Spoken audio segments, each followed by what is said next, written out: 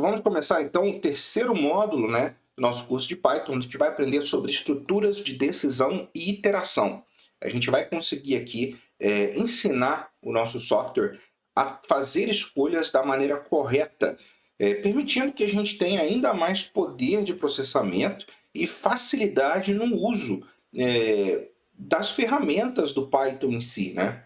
Garantindo que a gente possa criar scripts cada vez mais inteligentes. Inclusive, sem estruturas de decisão seria impossível a gente chegar onde chegou hoje na humanidade, porque grande parte de todo o processamento do computador é baseado nas escolhas através de valores verdadeiros ou falsos, tá? É para isso que a gente trabalha tanto, e eu falei bastante no módulo anterior sobre aqueles tipos de dados booleanos, né? Que aqui vão ser decisivos para a gente ter resultados. Começando então com a palavra if. A palavra if basicamente separa um código, um bloco de código do nosso programa para executar quando ele tiver uma condição verdadeira. Então a gente vai escrever a palavra if, a gente vai depois trazer uma expressão, 2 pontos, e depois desses 2 pontos, na linha em seguida ou nas próximas linhas, a gente vai dar o espaço de um tab, que é uma indentação que a gente chama, né, uma tabulação, e com ela a gente consegue separar que esse bloco de código só vai ser executado caso a gente tenha a condição verdadeira. Nesse caso aí, para você ter mais ou menos uma ideia, a gente está usando aquele operador de comparação e a gente está criando uma variável x com valor 10. E aí, no if, a gente compara x é maior do que 0. Se o x vale 10, então isso é verdadeiro. E aí, a gente imprime na tela x é positivo, correto? É algo óbvio e simples. Mas se x fosse menos 1, ou se x fosse, por exemplo, 0, que x tem que ser maior do que 0. Aí a gente não executaria e continuaria o programa normalmente em seguida. A gente também tem a palavra de declaração else. O que é a palavra de declaração else? Caso a condição do if, ou se tiverem mais na mesma estrutura, não for atendida, então vai ocorrer o que tem no else, ok? Então, a gente criou uma variável de x igual a menos 10, ou seja, x recebe menos 10, e ela deveria ser maior do que 0 para entrar dentro daquele bloco de código do if, certo? E, no caso, menos 10 não é maior do que 0. Então, a gente vai para a cláusula else, tá? E a cláusula else diz que x não é positivo. Então, a gente pode ver algo bastante interessante. Nota que o else ele não tem um tab antes dele, né? Ele tem um tab no bloco dele, ou seja, sempre que você tem uma indentação, você tem um bloco de código. E no caso do else, ele volta para o fluxo normal e ele vai ter o seu código de bloco próprio. E por último, a gente tem o elif. O que é o elif? O elif é outro teste de condição que é usado a partir do if. Lembrando que o elif ele pode ter vários e vários deles no mesmo local. Então, ele vai ser executado caso a condição dele seja verdadeira, mas só se a condição do if não for. Porque aí ele vem em ordem, tá certo? Em ordem de condição. Então, se a gente tiver o x maior do que 0, vamos botar ali que o x está recebendo 5. A gente vai executar o if, dizendo que x é positivo, e nenhuma das seguintes seriam, no caso, executadas. Se ele for menos 2, ele não vai executar o if, vai entrar na condição do elif, porque menos 2 é menor do que 0, vai escrever x é negativo. E se o x for igual a 0, que é o caso que a gente está colocando, porque nenhuma das condições ali em cima foi satisfeita, vai cair no else dizendo que x é igual a 0. Então vamos agora para a parte prática dessa aula para a gente fazer os testes. Vamos começar aqui então o nosso estudo de estruturas de decisão, né, e repetição, iteração, né, que a gente vai ver na parte prática. E vamos começar com o nosso if, né?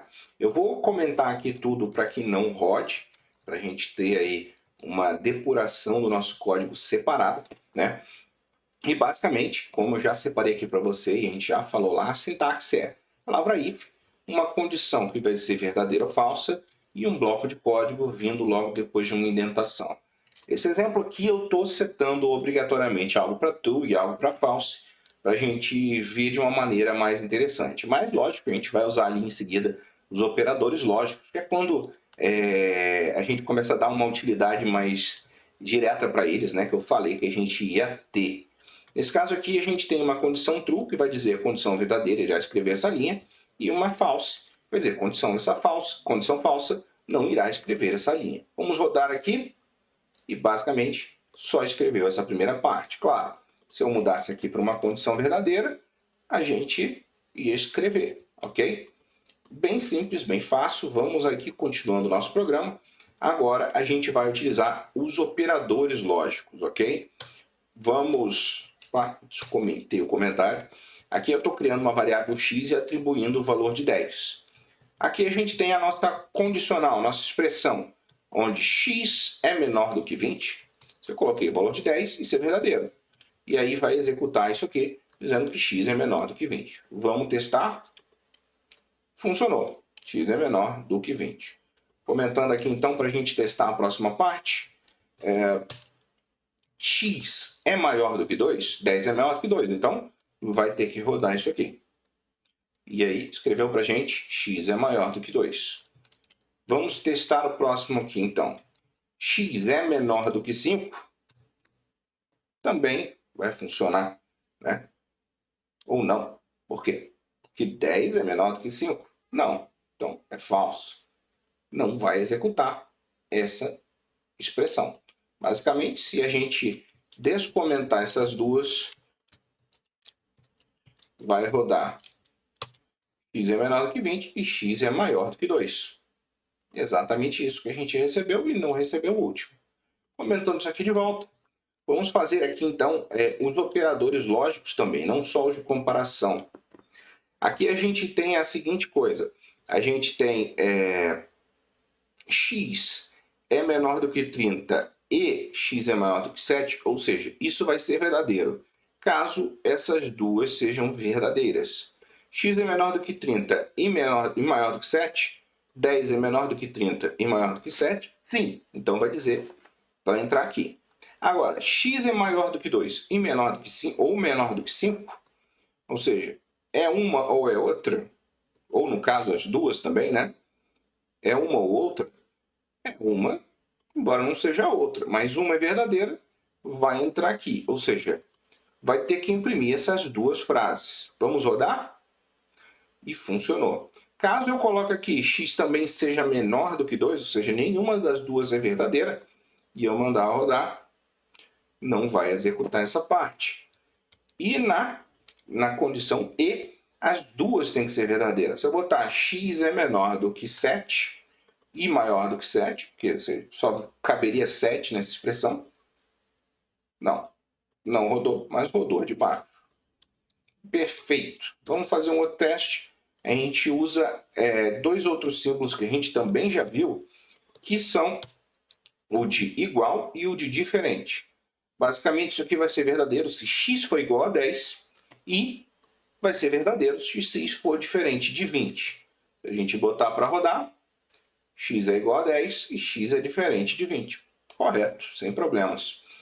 E por último, dois operadores de comparação, onde a gente vai utilizar a comparação com um menor ou igual a 30, ou seja, pode ser o valor 30 ou qualquer coisa menor do que ele. E aqui no caso, maior ou igual a 3, certo? Se a gente rodar, as duas vão ser verdadeiras. Vamos colocar aqui o 10, vai ser verdadeiro, só trocar aqui para fazer sentido. X é menor ou igual a 10. Lembrando que se eu tirar o igual, passa a ser mentira. Por quê? Porque 10 não é menor do que 10, certo? Mesma coisa aqui, se x for maior do que 3, vai rodar. Se x for maior ou igual a 30, não vai rodar. Perfeito? E vamos caminhar aqui para a nossa opção com else. Basicamente, eu criei aqui um algoritmo simples, onde eu vou ler a entrada do teclado perguntando o meu nome, e se meu nome for igual a Leonardo, vai imprimir aqui seu nome é Leonardo. Se não, eu vou usar uma estratégia aqui da string, que é utilizar uma string formatada. Basicamente, quando você abrir as aspas duplas ou aspas simples, você põe a letra F colada antes, e você pode inserir formatos dentro dessa string. Por exemplo, eu coloquei aqui entre chaves a variável nome. Então, quando essa string for utilizada, isso aqui vai ser substituído, ou seja, não vai aparecer as chaves, nem nome, vai aparecer o valor que tem dentro dessa variável. Nesse caso, vai dizer que meu nome é Leonardo, ou então vai dizer um nome que eu digitei. Vamos rodar aqui para a gente ver, pedindo para colocar. Vou colocar primeiramente o meu nome, Leonardo. E diz, seu nome Leonardo é Leonardo, ou seja, foi uma comparação porque a letra está minúscula, tá? Foi um errinho meu. Vamos lá, Leonardo, seu nome é Leonardo. Vamos digitar agora Rafael, por exemplo. Seu nome é Leonardo, seu nome é Rafael. Algo bem simples, bem bobo. Mas o que acontece? O else ele só executa caso a condição do if não seja verdadeira. Quando ela é verdadeira, como a gente digitou Leonardo, ele vai executar aqui e vai ignorar o bloco de código do else, ok? Partindo aqui para outra coisa também bastante útil, que é a condição elif. Olha só, o elif basicamente é uma abreviação de else if. If significa se, else significa se não, e o else if seria se não se. Mas aí a gente abrevia como elif. Basicamente o que eu estou falando é o seguinte, se o número que eu digitar aqui, tá vendo que eu estou fazendo um cast inteiro, for maior do que 5, então eu escrevo que é maior do que 5. Se não, se o número for maior do que 2, eu vou escrever o número é maior do que 2. Se não, ou seja, não for nenhuma das coisas anteriores, eu vou colocar que o número é menor do que 2, ok? Olha que interessante só também que você precisa notar. Se entrar no bloco do if, ele não entra nos seguintes, ok? Então, o elif também não chega a ser verificado. Vamos rodar aqui, vai pedir para eu digitar um número, eu vou digitar o número 6, que é maior do que 5. Então, vai entrar aqui, x o número é maior que 5 e vai passar. Agora eu vou digitar um número que seja maior do que 2, mas que não seja maior do que 5. Vou botar o 3 aqui. E aí a gente entra na condição elif, o número é maior do que 2. No caso aqui seria menor ou igual a 2. Vamos rodar aqui e botar o 2, que no caso não é maior do que 2. Vai entrar no else 2. Algo bastante simples, mas ainda assim muito poderoso que a gente pode usar no mundo da programação. Então é isso.